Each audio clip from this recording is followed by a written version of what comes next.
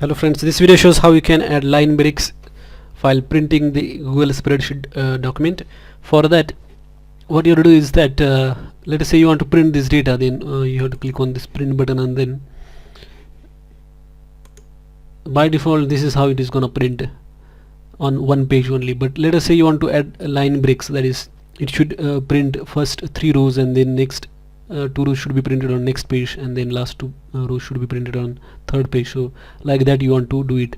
Then how you can do it is that you can click on custom page breaks over there on the right hand side, and then click on edit, and here I have already added this line break, so you can add or remove like that. Now let us say you want to add the line break.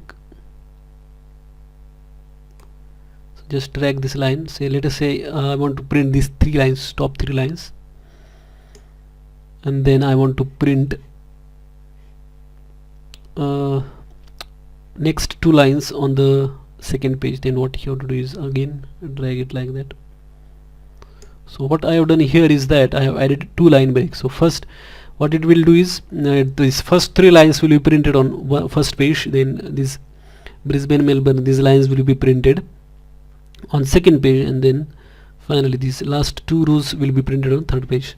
So I'm gonna click on confirm breaks here on the right hand side, and then you can see that in the print preview it is showing that first 3 rows will be printed on the first page, and then next 2 rows will be printed on the second page, and then last rows will be printed on the last page.